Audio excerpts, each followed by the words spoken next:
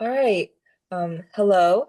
Thank you so much for taking the time to join us today. And we're really excited to learn from your experiences and insights, especially about the importance of mental health awareness and support in the community. To start off, could you please introduce yourselves by sharing your names, your current roles, and the organization you work with? I'll go ahead and go first. I'm Don Liacano. I am the Chief Program Officer at NAMI Davidson County, which is one of 18 affiliates that NAMI has in the state of Tennessee. And my name is Jace Wilder. I am the Youth and Advocacy Coordinator at NAMI Davidson County, and I mainly work with youth ages 18 to 30 and do advocacy amongst the local community. All right. Thank you so much. And for our first question, to start off, could you please tell us a little bit about your career journey and how your own experiences led you to the work you're doing today in mental health advocacy?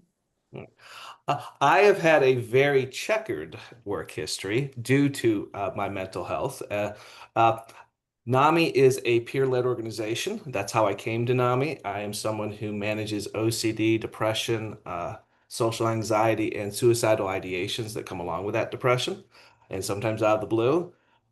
But what I have a master's in sociology.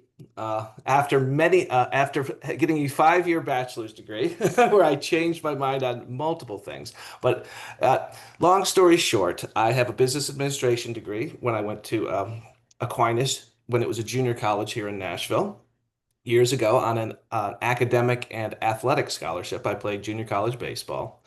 But it was about that time, my sophomore year, going into my junior year, that my mental health issues definitely started to appear, which did affect my career journey. To be quite honest, I spent a lot of my 20s and 30s self-medicating, which meant that I had trouble keeping jobs since I was using alcohol to medicate, help to get through and thinking it was helping my mental health, where it was actually making it much worse.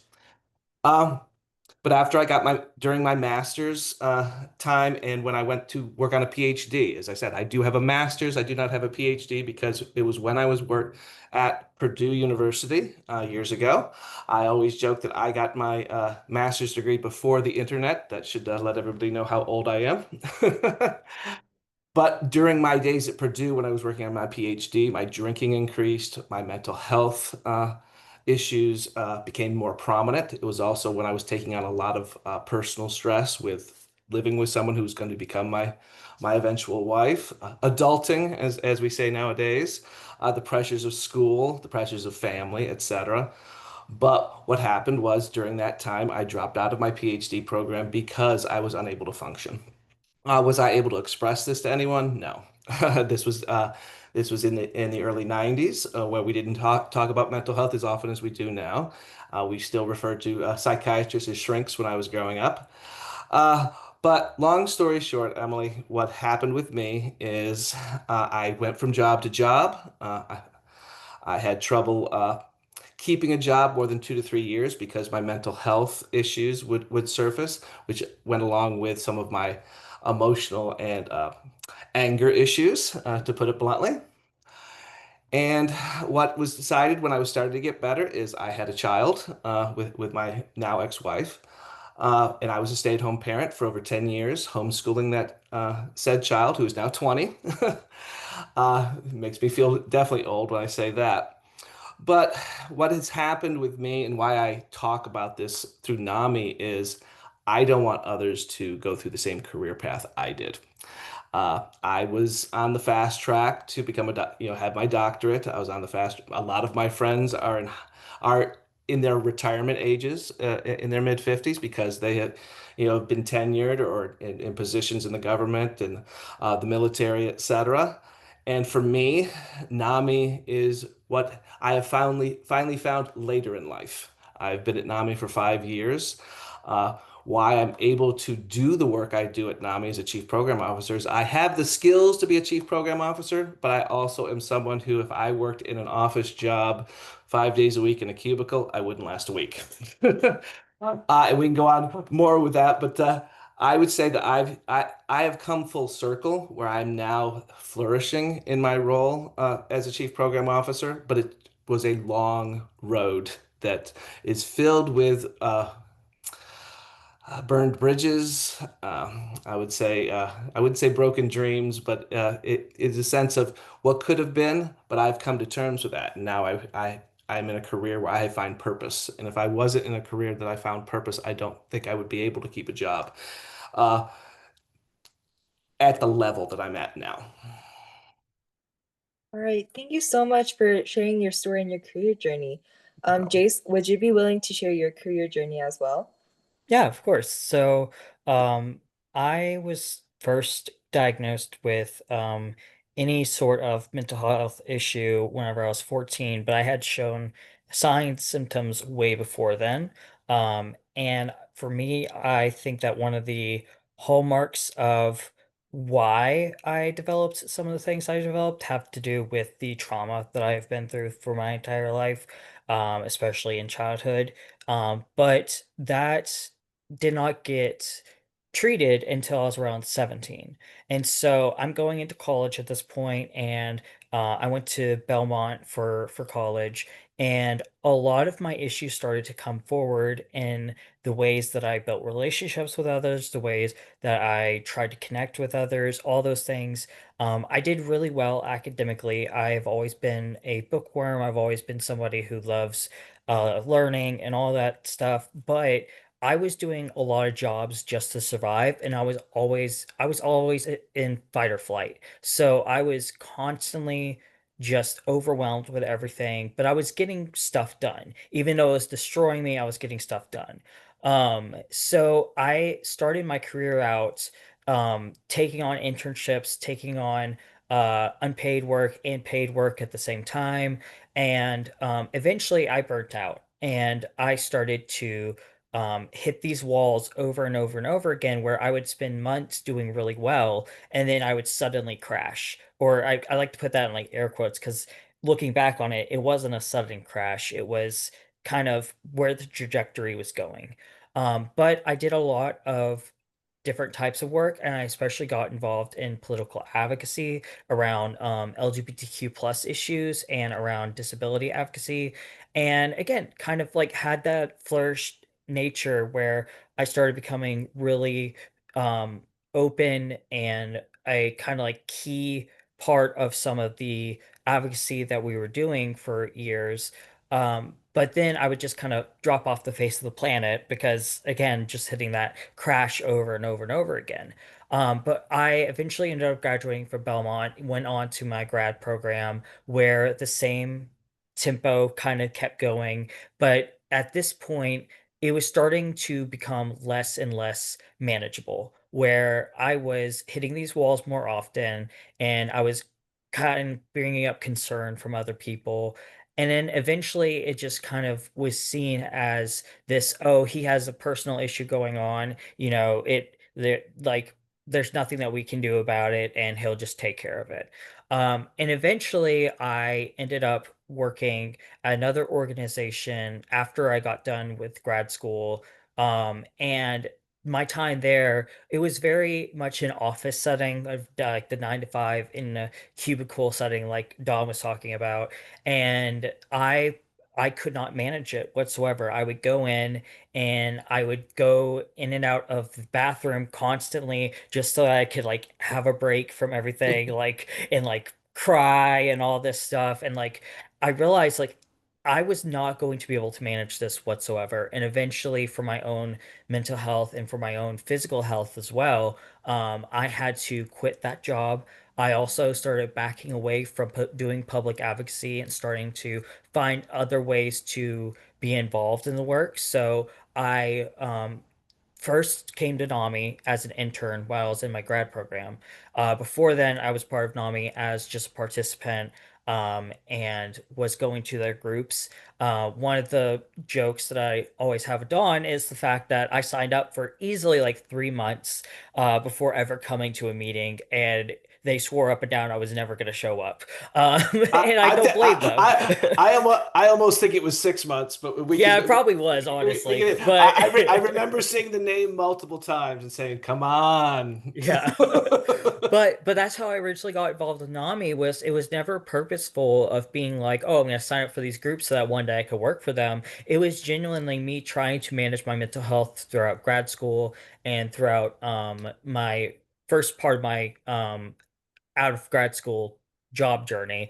But eventually, I know that after the internship, we started having conversations about, hey, what would it look like for me to come aboard? And then kind of what position would be good? And then it eventually turned into, hey, I'm leaving this organization.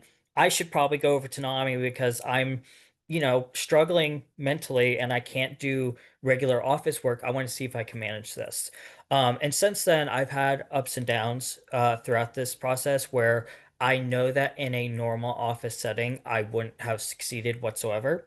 I know that for me, like I have very specific kind of mental health needs and have had a lot of differences that wouldn't be acceptable in other places. So being able to be here and do the work that I do with the people that I do it with who understand what it's like to go through mental health problems personally, it makes a huge difference. And so I have definitely drawn back a lot from my advocacy career and really just gone forward into mental health advocacy, but I still use the same tools and I have better management of it because I have the opportunity to work with people who understand. But yeah. And I want to piggyback real quick on what Jay said about working at NAMI and other places. People who deal with mental health conditions like Jace and I do, and a large population, 1 in 5 adults deal with a mental health issue each year. And with young adults, Jace, you could probably quote the statistic, but it's much higher Yeah. right now, especially. But we are allowed accommodations at workplaces. A lot of workplaces do not want to give accommodations, but when they hear accommodations, they go, "Oh, special treatment." No, a little bit of that, for my sake, I am much better when I'm doing office work, computer work, working from home in a cubicle amongst people is too overwhelming for me. The outside noises, the when I quite frankly, when I am symptomatic, it's easier for me to deal with it when I can get up, take breaks when I need to. I can get the work done. Jason can get the work done. A lot of us can get the work done, but our mental health adds an extra challenge. And I always say this, a lot of people think people with mental health issues are weak-minded. We believe at NAMI, and I believe strongly that we're strong-minded because we need to do all the daily functioning and also deal with what's going on in our head. And for a lot of us, that means intrusive thoughts or voices or just an overall feeling of depression, or as I mentioned earlier, having suicidal ideations, which does not mean I'm going to try to kill myself, though I am a suicide attempt survivor from a couple decades ago. I still have the thoughts and I have to process them. And it's very hard to process when you're also hearing the copying machine going, the meeting going on down the hall, etc. And again, not all jobs would I be as lucky, but jobs are required to get to give accommodations within reason so that we can do our work. Thank you so much for sharing your experiences. To be honest, personally, a lot of, as you know, Asian culture is very strict on education. So I think a lot of those factors, not just me, but a lot of my peers, they've been experiencing a lot of burnouts last year. Mhm. My junior year was so hard. Oh my gosh, it was so hard. Um, but this year my parents have been much more understanding and they've been giving me and my sister a lot more breaks and then they've been checking in a lot more times. That was very enlightening and I think a lot of other families really needed to hear that. Thank you. Moving on to our next question. As both of you have taken on larger leadership roles, what challenges have you faced in expanding programs and resources, and how do you balance those responsibilities with your own lived experience in mental health advocacy? Well, I will always say that the work we're doing at NAMI, whether in NAMI is the largest grassroots organization in the country for in mental health organization. There are over 700 affiliates, and a lot of them are run by volunteers. But what we all, and when I say that, that means people who are not getting paid to do this important work. The biggest challenges I have found, I'm the chief program officer of the largest NAMI affiliate in the state of Tennessee, in the state capital. And I would say the biggest obstacle we have is funding. When you see not when NAMI is a three-tiered organization. You have the NAMI National, you have state organizations who are in charge of like training and supporting the affiliates and materials, etc. And then you have the affiliates like ourselves who do the work on the ground, that are running the support groups, who are doing the education classes, who are going out and presenting, who that are coming on podcasts like this and talking about mental health and how it affects us and the support that's out there for everybody. And all of our programming is free. But that means that we have to pay for things out of our own pocket. And what I always tell people when they'll say, well, why can't you sponsor? Well, NAMI National, we don't get money from NAMI National. When you see NAMI on the Today Show, or speaking at a college, if they are being paid at all, we don't see that money. We have to apply for grants. Right now, of I can my chief financial officer would be upset with me, but not knowing the exact number, but I'm going to put it at about an operating budget of about $400,000 at least a year or two ago for us, and we get $10,000 from NAMI National for one grant that we have, which is working in the LGBTQ plus community. So we do specific groups for that community support groups because we get that $10,000. The rest is either from the department here of health and mental health and substance abuse services for the state of Tennessee, outside grants. But that's the biggest challenge. In we at NAMI Davidson serve the entire greater Nashville, Davidson County area with currently two full-time staff and five part-time staff. And when I say part-time, we're looking at 15, 20 hours a week for most of the part-time staff, and then two full-time 40-hour a week positions, my own position and our executive director, Ashley Blum. And I know that Ashley, as executive director, does not work just 40 hours. It's not officially in my contract, but I try not to. But I monitor things 7 days a week because I'm a program I'm the chief program officer, so if we have a Saturday program, I need to be in touch with that facilitator. I might get the call, things like that. So I'm on call 7 days a week, but I do not work 70, 80, 90. It's not a grinding schedule, but it's emotionally grinding. And what I found is I have to know what I can do for the community and what I can't do. And so I have to have my own boundaries. We are not licensed therapists. As I mentioned, we do have free, our peer facilitator. So I run our peer support groups. I'm not a trained therapist. I'm a peer. We always say if we had a trained therapist come into group, they would just be Don too, not Dr. Don. The coat comes off and we're all peers. But what I have found, as I said, the biggest challenge is funding for programming, funding for outreach, funding for awareness events. I would love to have a billboard on every bottleneck on the freeway in the Davidson County area so people could see that, NAMI, Davidson, free support, education, awareness, just so people know they're not alone. And what I have found that by talking about my story, and keeping in perspective that I do work in nonprofit. I'm not, I always joke, I drive a 313,000 miles are on my car, partly because I'm planning for the future and just doing my best to save another purchase. But the biggest challenge besides funding is still the stigma, and it's getting better, but just me talking about this, I've been told by others, and then I'll let Jace answer this, uh, that by speaking about my mental health as part of my job, I am eliminating any chance to leave NAMI and work somewhere else. And I don't believe that.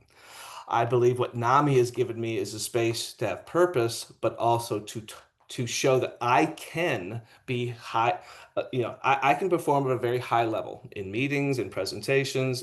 I'm a very organized person, but outside of NAMI, the world didn't get to discover that because I didn't have my mental health in the spot it is now that I'm at NAMI.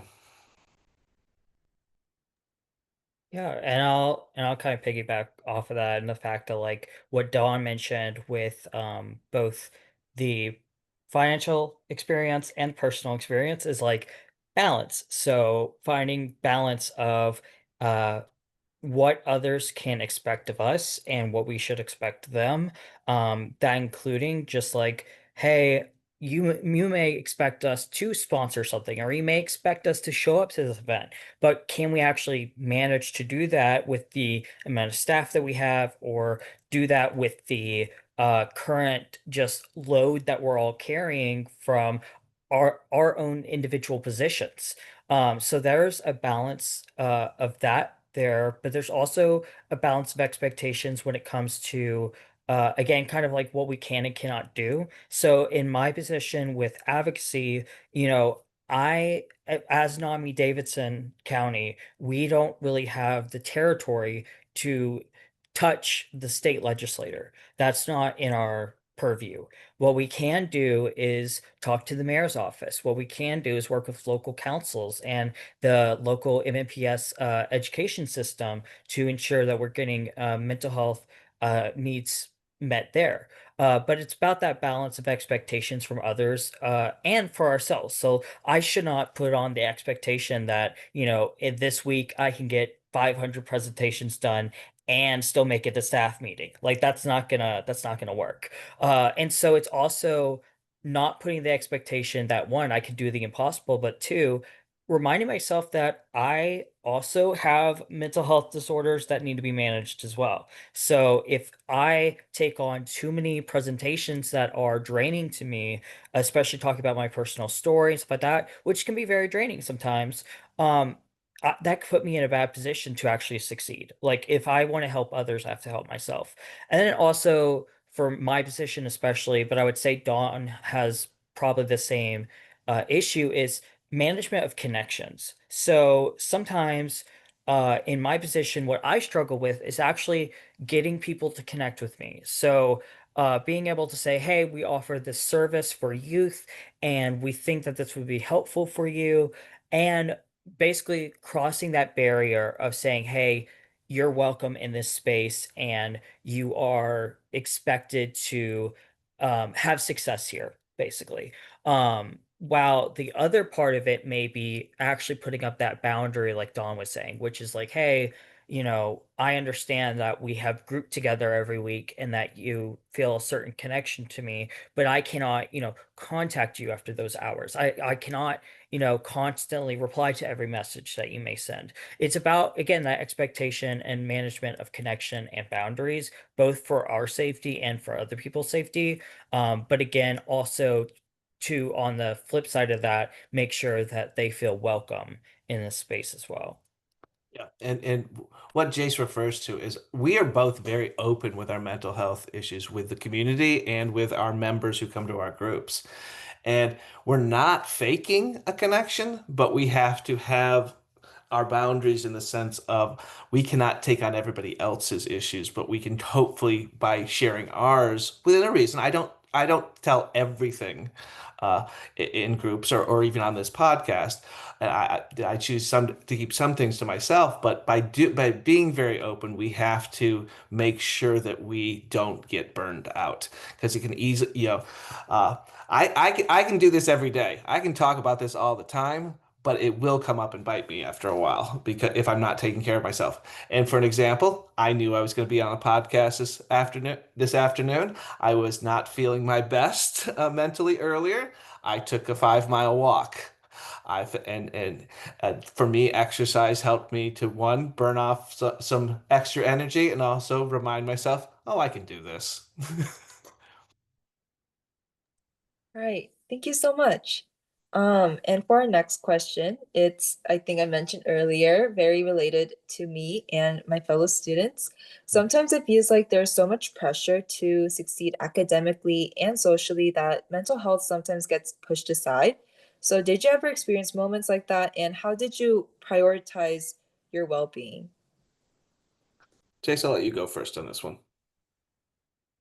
Sure. So, for me, I definitely dealt with a lot of feelings of academic pressure and social pressure, especially as I was going through college and grad school. I know that for me, one of the big things in my family was I am a second generation student and first gen to go to college or finish high school as well. So I come from that background, so there was a lot of academic pressure on top of the stigma that was existent um, for me around mental health because I grew up in a rural community. And even when I came to Nashville, it still wasn't very much talked about. It was still like, we might put up some posters for mental health awareness around school, but do we actually talk about it? No. And so when I got into college, like I said, at that point, I had started therapy. I had been diagnosed with some of the mental health conditions that I live with, but it didn't change the amount of stress that I was feeling. Just putting a name to it doesn't change really a lot for you. It just puts things into a different perspective. So for me, definitely felt that a lot and definitely felt the need to perform in a certain way. So like I needed to be seen as this perfect student and I needed to be seen as a, extracurricular extra amazing student and a friend and everything. And sometimes it just was way too much. And so some of the ways that I dealt with it when I first started realizing that I needed to deal with it, which was its own separate time in itself anyways. I really just kind of latched on to kind of distancing myself from people, which is not a good or healthy way of managing those things, but that's what I did. I isolated. I also turned towards like alcohol and partying and stuff like that. And then I also started turning towards like just really throwing everything that I had into my academics, which is not the worst coping skill to have in the world, but it's not the best whenever it's just avoidance rather than actually dealing with the issues. So that's kind of where I started with how I was coping. But over time, as I went to therapy and started talking a little bit more openly about my mental health issues with people, I, one, realized that having that conversation actually brought me closer to people, not further away from them like I thought it would. Because most of the time, at this point, in the year 2025, like most everyone has heard of mental health, most everyone has heard of depression, most everyone has heard of the benefits of therapy. So it's no longer a completely taboo topic to say, hey, I need a mental health day, or hey, I'm not doing well right now and I would like to talk to somebody. um and so those conversations ended up being so paramount to me learning how to cope with things. So I started to manage my expectations for myself academically. So that meant that sometimes my mental health that had to come before, getting the perfect grade on that test. Like, and that was sometimes hard to deal with, especially whenever you get so much academic validation and you kind of grow up around that it could be hard to say, hey, I'm accepting that I got a B or a C on that test, and I'm going to move on from that. I'm not going to let it bring me down. I'm just going to learn from this and keep going. Um, but also, I had to learn coping skills that existed outside of the classroom. And that meant, finding new hobbies, finding ways to, get off campus that weren't just going to some party over at Vanderbilt. Like it was all those things. So, that's how I got through it in college and as I went into grad school.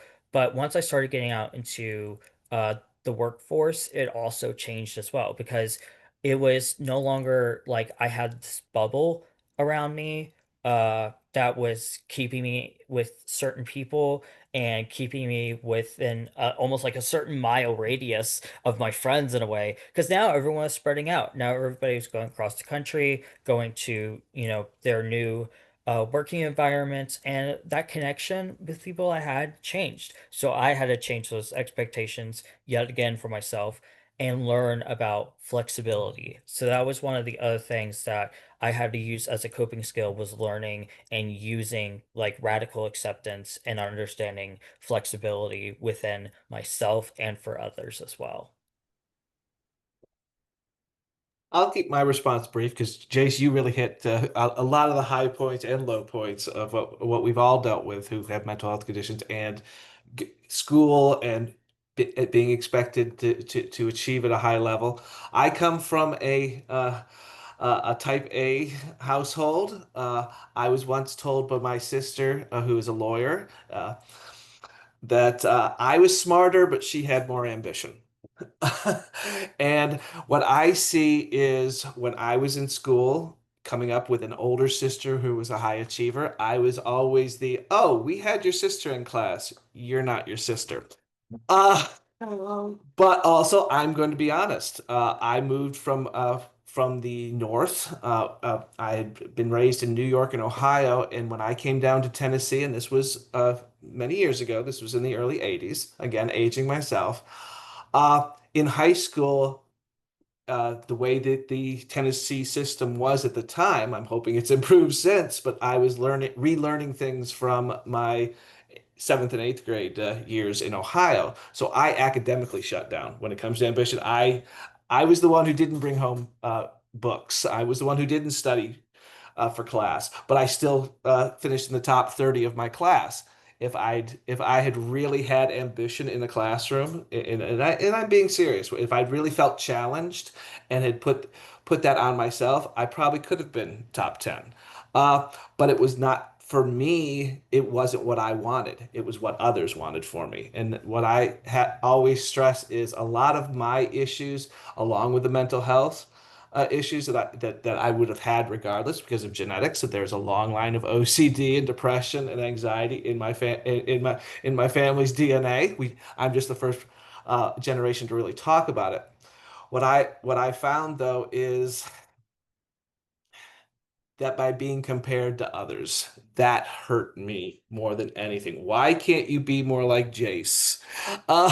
Things like that. And I'm done. And I experienced a lot of that in the academic world and in the social world, especially in middle school and high school and early college. And I look back at it now, and that's why when I talk to younger groups, I try to say that be yourself. You be yourself because all I can say is the pressures that were brought upon me made my mental health issues worse because it made me question who I was and it questioned my value.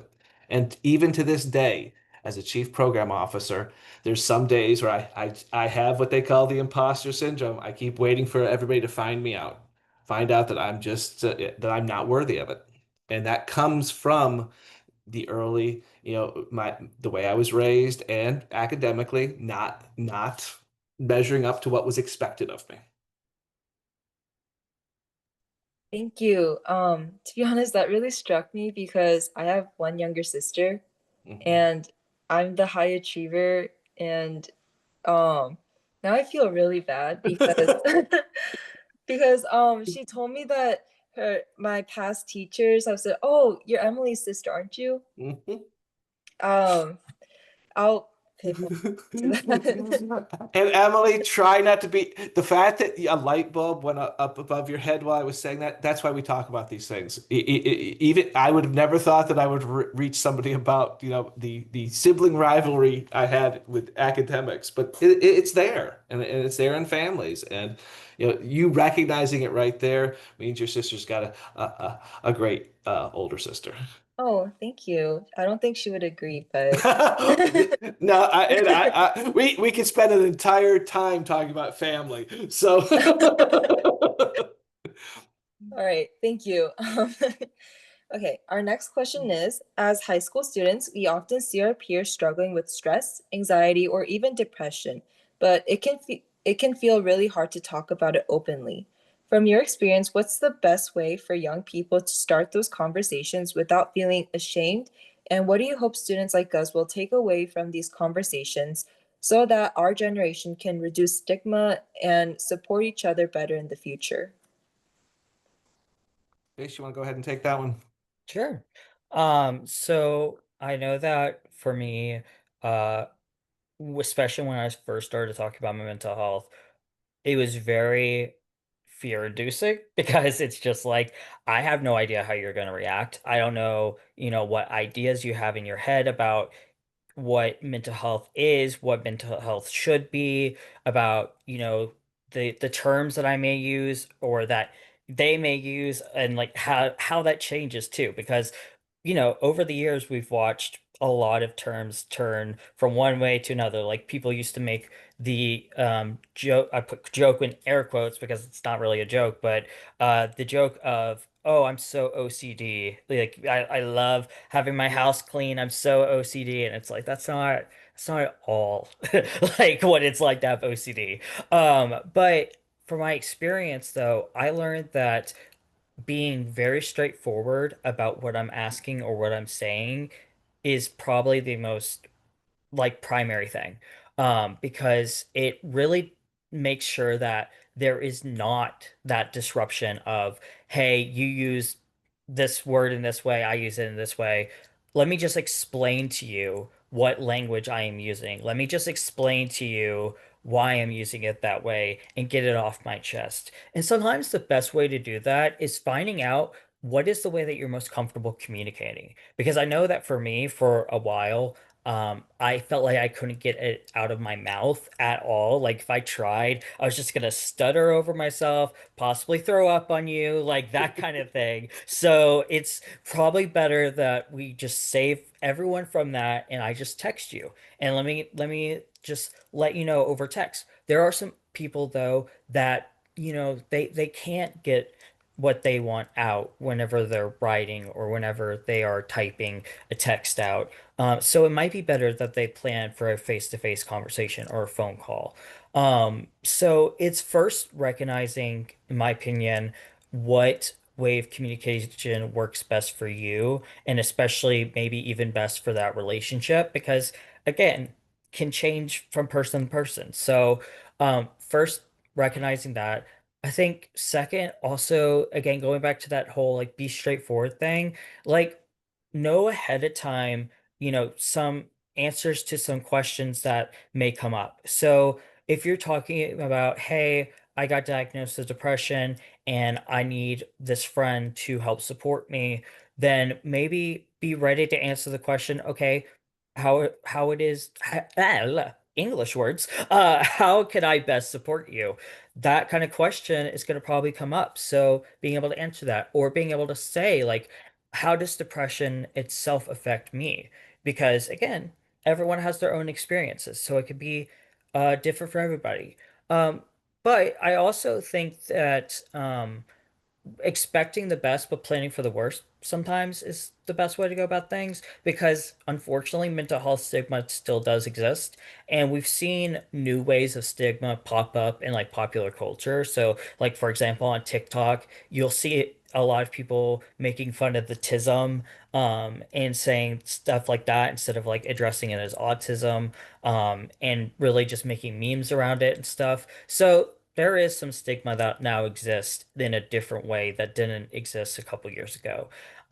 So being able to again explain, hey, this disorder affects me in this way, and it's important for you to recognize that, but also holding the expectation of respect.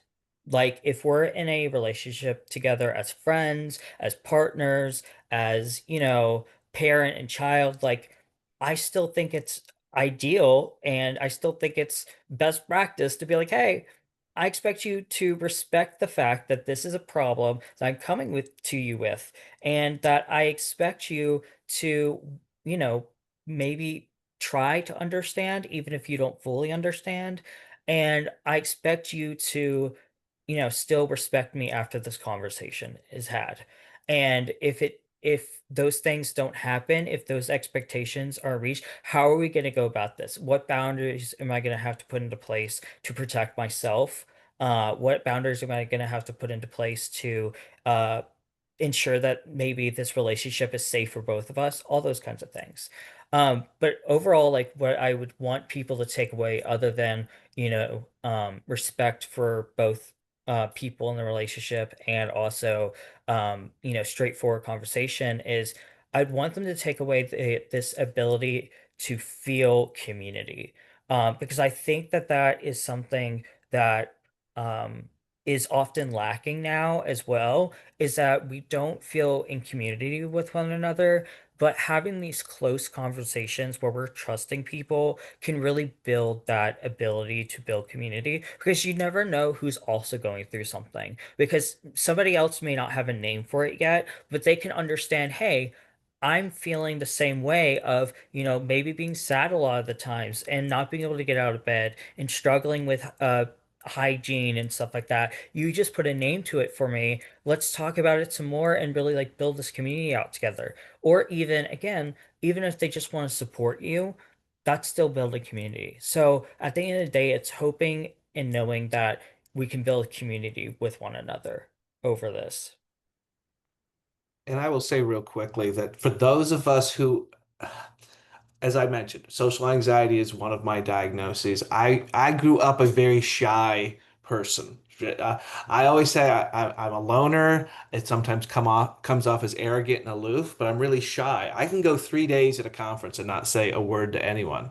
So me as a young person looking back, trying to talk about what's going on in my head to a trusted person, I would tell that young person that was me, the shy one who did not have was who did not do public speaking well, who did not do conversations well, who had trouble, just the changing expectations that come along with high school and college, just, the closer you get to being a young adult, etc., and what you're expected to do and how you communicate. Journaling. In my day, I would also said, and you can record things, but yeah, get out the tape recorder if you don't want to write it, but try to get your thoughts down so that when you are ready to talk to someone, you already have expressed those. So it's not you're not feeling your way around anymore. You've come to grips with what you need to say. I'm a firm believer of to this day when I go into therapy, I have a list of things I want to talk about, but just, preparing for that conversation because it can be difficult. It can be very emotional. And I wish I could say that everybody that you go to and confide something like your mental health to are going to be understanding. Not everybody will. You sometimes find out who your real friends and real support is and who isn't there. The litmus test is the people who will listen, who will say, I can be the wall. You talk to me, and I'm going to just be quiet. Not no judge. It's a no judgment area that sometimes it's hit or miss, but I always encourage people to be prepared for those conversations, to try to take, it's hard not to make them emotional, but to try to keep some of the emotion out because to try to rationally talk about what's going on and just as simple as for me, rationally talking that I have intrusive thoughts. When I get overwhelmed and stressed, I think of suicide and it's a repetitive thought. I think I should kill myself. Maybe this is whatever. And for others, it's a different thought and being able to separate what's going on in your head and being able to talk about it without the emotions. And I found be prepared to have that conversation, whatever it is that you need to do to be prepared, but be prepared. Do a little bit of your own homework. And sometimes you don't know what's going on. I'm gonna say if I went my 15-year-old self would not have known what to do. We live in a different time. There's more openness about it, but we're still far from it, especially with no, I'm not going to tell anybody to post on your social media account that you have OCD and send it out to the whole world because you are going to get back a lot of stuff. But find those people you trust and share it with them, but be prepared before you share. All right, thank you so much for that advice. Thank you. And our next question is, what are some ways high school students can take action to raise awareness about mental health among their peers? And what small but meaningful steps can they take right now to make a difference? This is why I invited Jace, our youth coordinator, to join us today. Jace, I know you have many things you can talk about with us. Yes. So I think that people often don't realize how much power they really have when it comes to um, the majority of things, honestly. But one of the big things being advocacy. I think that a lot of people think that you have to have this, I don't know, like certification and advocacy 101 in order to be a part of it, but truly it starts with where we are. So I think that if you have somebody who wants to take action and raise awareness, you you first do the inward work of one, am I ready to do that? Am I in a state of being where I feel comfortable talking about things? And if not, Why? What is missing? What tools do I need to get in my tool belt in order to start having these conversations? Um, I also think that there is this black and white thinking that has come up about how we raise awareness, where it's either we need to be on a stage in front of millions of people, or we need to be able to be the next president of the United States in order to start doing things. But reality, it starts with the conversations that we have with one another, kind of like what we were just talking about with, if I want to raise awareness, how do I raise awareness amongst my friends? How do I raise awareness amongst my peers? And that might be utilizing tools that we feel good and confident in. So if I am someone who uses social media a lot, then maybe I should utilize um, my post on TikTok or Instagram or wherever to raise awareness about these topics. Maybe I find out, what days exist to bring awareness and what activities I can engage with, such as NAMI has our yearly annual walk that we do to raise awareness. Maybe I build a team that I find from this social media post to go to this walk and raise awareness. Those are just some small things, but it's about finding the tools that you feel confident in using and starting off small instead of trying to go for, the big, huge goal, which is to, end stigma. And also realizing that it's not all on you. It's a group effort. So it is not one person's job to end stigma for all mental health issues. It is only your job to carry what you can. So as high school students, it's about balancing, what can I do right now with the tools I feel confident in, while also managing expectations of what is going on around me that I cannot control. So I think those two things are really important. But when it comes to some of the NAMI tools that exist, there are a couple of ways to get involved. One of the big ways is that if you want to volunteer, please volunteer. We always welcome people who want to tell their story about either their own personal experience or experience with loved ones who have mental health disorders. But we also invite just people who are allies to the community as well to volunteer and be involved in either setting up those events where, like the awareness walks, like helping us set up for that, or maybe it's writing posts for our social media, or maybe it's, making an art piece that we can show at an event. All those things matter, and all those things make a difference. So again, managing expectations, but doing whatever we can. Um, and I would also invite people to get involved in our Ending the Silence program, especially like high schoolers, and consider some of our newer programs that are coming out as well, called Young Minds United. So with Ending the Silence, it is a program that is targeted towards middle school and high school students and teachers.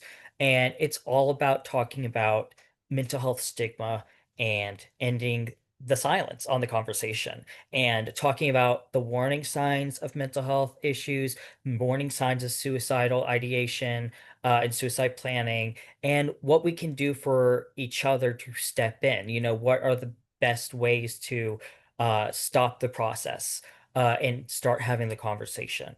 But that's one of our programs. So you can always invite us in to come talk about that. That's one way to get involved. But also, this is more towards the folks that are graduating, like seniors in high school that are looking to get involved. We also are starting at a Young Minds United program, or YMU. And this program is targeted towards those 18 to 30. And its primary function is to bring awareness, bring education, advocacy resources, and community all together in order to basically create a um, organization together where we can teach leadership skills, where we can teach how to advocate for yourself and for others, how we can teach about different mental health disorders and mental health issues and the ways to cope with them. And overall, we just want to build a community together. So if there's anyone that wants to volunteer with that or wants to be a member themselves, they can find this information on our website at namidavidson.org. There is a Young Minds United section on that website, along with any of the silence as well. But those are kind of the things that we have. But again, kind of going back to what the meaningful steps are, again, finding what you're confident in, managing those expectations, and honestly, just finding resources. That is the first step, is just finding those resources in order to engage with to get to those goals of ending stigma and bringing awareness into schools and stuff like that. But yeah. And I will mention one other program that we have never been able to get off the ground here in Davidson County, but is a program that NAMI does offer, which is NAMI on campus. NAMI on campus is we when we think of it, it's mostly for colleges, but you can have a NAMI on campus at high schools. What it is just like any other club, you would need to uh, get a hold of one of your local affiliates. Obviously, if you go to school in Davidson County, it would be us. We can work with you of finding a faculty advisor and a student peer leaders for the club, but where you can actually have NAMI on campus and gather and talk about mental health. You can you be supportive, but again, that is an option. It's something that we have not offered. We've put out, but no one is. It's hard to get on any campus with any new club when you are coming from the outside. But we always say that there is a way to bring NAMI to high schools and colleges, but it's the peers who are going to the high schools and colleges who need to drive it because it's convincing your administration and faculty advisor that this isn't something important, that this is something very important. And I will say, as someone who struggled through high school, yes, my big breakdown came during college, but I can go back and see all of the issues I was having in high school. If I'd had a space to go to, you know, when clubs were held, to be able to talk about, hey, my anxiety is really high right now. What are you guys doing to, just, I cannot stress how much peer support helps. In so many ways for mental health issues and in a lot of other things, even in different procedures. Because again, our brain is just another organ in our body. When it gets sick, we need to take care of it. But there are places that are using peers in more and more spaces, not just in mental health, because we live it 24/7. We understand what's going on, and being able to have a space like that on campus. So I always encourage people, if they're interested in NAMI on campus, to also get a hold of us. All right, thank you so much. And I'm also actually, I don't know if you guys know, have you heard of the Mayor's Youth Council? Mhm. I have. I'm the leader of the Public Health Committee of the Mayor's Youth Council. Mhm. So, we would love to collaborate with you on a mental health project anytime soon. If We would you're, de if that would be, well, we if would you're willing. we would definitely be open to discussing what that would be. Oh, Definitely. thank you. That'd be so great. It would be great. If you want to, you can send an email to the youth at namidavidson.org. Because we are currently working with the mayor's office. Me and our executive director have been talking to the mayor's office. So it'd be great to make sure that we all get connected together. Thank you. Yeah. And finally, this is our last question. What message do you most want young people to hear about mental health and seeking support? And looking ahead, what are your hopes for how mental health support and awareness will continue to grow in Nashville and beyond?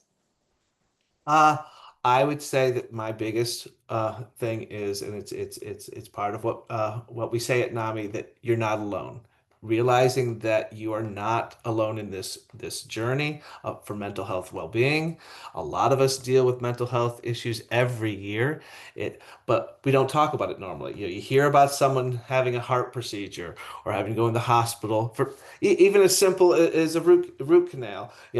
Uh, People talk about that, but they don't usually talk about, and I went to my therapist, or I had to spend 3 days in a crisis unit. For me, it's continuing to talk about mental health in any aspect you can talk about it, so that those of us who deal with it and those of us who are just starting to deal with it know that they're not alone.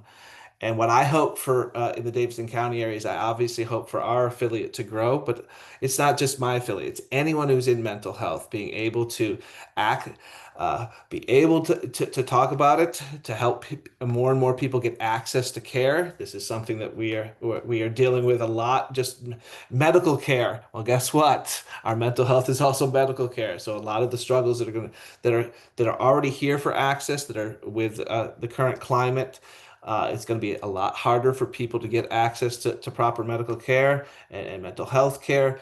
It's just my hope is that we just continue to spread the word and as peers gather together and advocate for ourselves, but advocate for the cause in the sense of I mentioned this at the beginning of the podcast. A lot of it has to do with funding.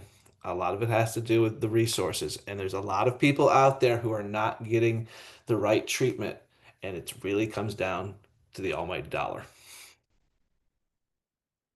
I definitely agree with a lot of that, and kind of start backwards to go based off of what Don said. But with my hopes is I hope to see people of all backgrounds get access to care from both medical providers, because a lot of people, especially if you identify as LGBTQ plus or in the BIPOC community, then you've probably dealt with stigma and discrimination from medical care providers as well. So I think it's really important that, we are able to get access to care from both that part of the system, but also from our own community. And you'll hear me say a lot that community is truly everything because it really is. And so getting support from those around us really makes or breaks how we heal, how we go about healing, and how we find ourselves in the future. And the message I would say that I have for young people is that young people are the future. I mean, quite literally, people who are growing up right now are going to be making decisions about how this country and the world beyond that uh, live. And so if you do not take care of yourself, if you do not put yourself first, if you do not address the issues that are going on internally, then you are not going to be able to take care of everybody else, take care of that world, take care of that future, because you're not taking care of yourself. And so, first off, one, you are the future, so take care of yourself. But also, secondly, um, community comes with vulnerability. And vulnerability is really hard, but it's absolutely necessary in order to make connections with others, but also to build the community that we all dream of having. If we want to, again, have that better future, if we want to have that, you know, one for all kind of mentality, then we have to be vulnerable with others and with ourselves about what we are, where we are mentally, and all the things that comes with community. But yeah. And I will say one last thing, just because I am someone who, for the first 2 years I worked at NAMI, could not afford therapy. And I cannot stress enough that Jace is right. Those of you who are younger are going to be making the decisions, are going to be making the policies, are going to make, are going to prioritizing what's important, and remembering that mental health is just as important as physical health. Is the best step any of us can take to prioritizing what needs to be done to give access across the board to all, no matter what age, a socioeconomic category, ethnicity, all of it. We're all together on this. We're all human beings who deal with both physical and mental health. And the more we talk about it, and the more we let people know that it's not okay, that people are not getting the help they need. I cannot stress that enough. All right. Thank you so much, Don and Jace. Thank you so much for taking the time to share your story and insights with us today. Hearing about your journey, both personally and professionally, has given us a very deeper understanding of the importance of mental health, especially for young people who are still learning how to take care of themselves and support others. We're really grateful for the work you're doing to raise awareness, create resources, and make people feel less alone in their struggles. It's been an honor speaking with you, and we truly appreciate the encouragement and advice you've shared with us and our peers. Thank you. Emily, I want to thank you and what you're doing. I cannot, and anyone who's listening to these podcasts, please reach out. We are always glad to get involved and tell our stories. This never gets old to me. The more if I can, each time I speak about it, I know I'm reaching one more person and hopefully affecting how they move forward with their mental health. So thank you. Absolutely. Thank you. Thank you so much.